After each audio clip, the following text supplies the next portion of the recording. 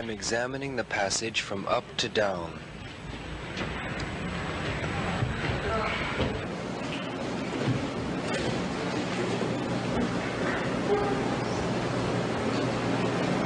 I look at the range of the passage, from the small dance of standing to the linked falls of walking, to large swoops and dives from high points on other bodies.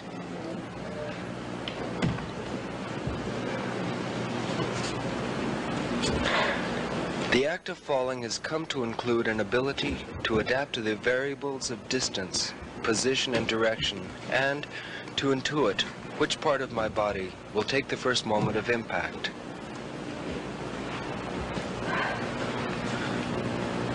The first part that touches the ground, I can use as a lever. By extending to that part, I can unify limbs and torso to prepare a sequence, which will smoothly transmit my weight and accumulated momentum into the floor. Within the brief freedom of the fall, my body can convert a sudden accident into a controlled descent. The result of so many changes in spatial and kinesthetic orientation in a short time has caused me to understand space as spherical. The sphere is an accumulated image gathered from several senses, vision being one. As if quickly looking in all directions gives me an image of what it might be like to have a visual surface all over my body instead of skin. But skin is the best source for the image because it works in all directions at once. If we could turn the skin off, we would appreciate it much more. But the skin works most of the time on automatic pilot. The conscious mind is alerted if unusual stimulation appears on the surface of the body. But I don't notice the touch of my clothes or my weight in a chair most of the time.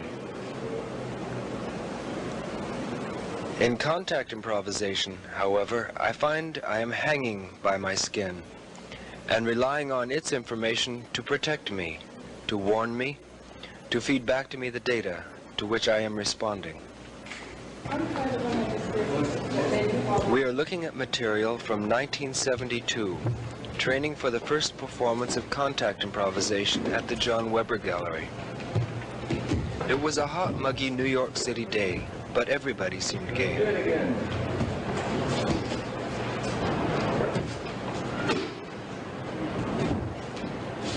What can be learned by catching a hurtling body? The importance of timing, that there is such a thing as correct preparation, that understanding the technique with the mind is different than understanding it with the body, that momentum can be extended and used once the initial impact is absorbed or deflected, that the seemingly impossible juxtaposition of a small woman catching a large man has possibilities, most of them leading to the floor. Yeah, it's like he came on this side and I went on this passion and I was trying to get. But that is reasonable. Trying to stop or hold too much weight is dangerous. The idea is to discover what is simplest to do.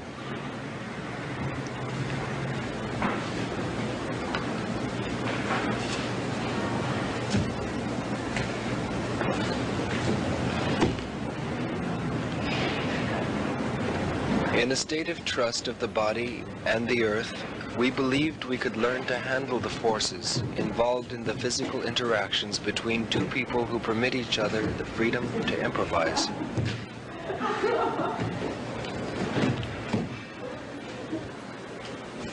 The first instant of any fall is crucial. At that point, a role may be prepared, but if the preparation isn't made at the first moment, falling takes place without guidance from the faller. What can a body do to be safe? Commitment to something which isn't happening is a barrier between me and my body's circumstance.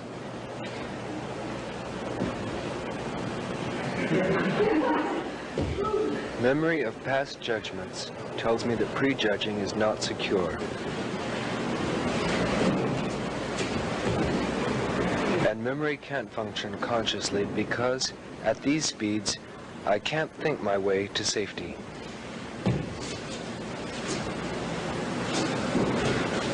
If thinking is too slow, is an open state of mind useful? Seems to be.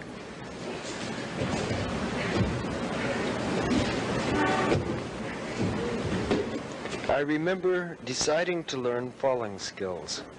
These have become muscle memories. I figured my chances of survival were greater with these skills than without an assessment of things to come. In this way, prejudgment and memory do play a part in what is happening now. Adults and children fall at the same velocity, although adults are more liable to injure themselves because their mass is greater in proportion to structural strength. It's possible to develop responses to deal with this safely. Slides, rolls, or full surface landings, which spread the impact of landing over as much of the muscle area as possible, are useful in contact improvisation as they are in the martial arts of Japan. I am concerned with the possibilities of guiding the momentum of the fall away from collision with the floor or partner. A body could endure for decades. I don't want to injure joints. On the other hand, shouldn't focus on doom. Can't exclude fear. Efficient falls tend to turn into slides or rolls, transforming vertical momentum into horizontal travel.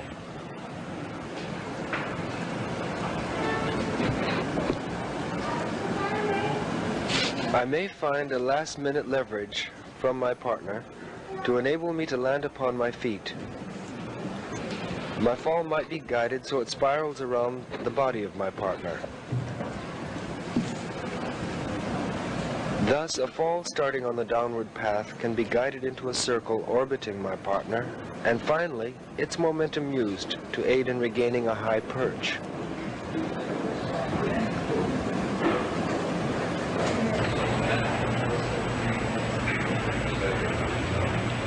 Contractive energy, or tensions, overpower the sensing of subtle movement, and so gravity is masked. Relaxed is almost right, but flaccid is wrong. In exploring the small dance of skeletal alignment while standing, I am sensing subtle falls of parts of the skeleton. One thing is clear. I have little memory, muscular or mental, of what I've danced.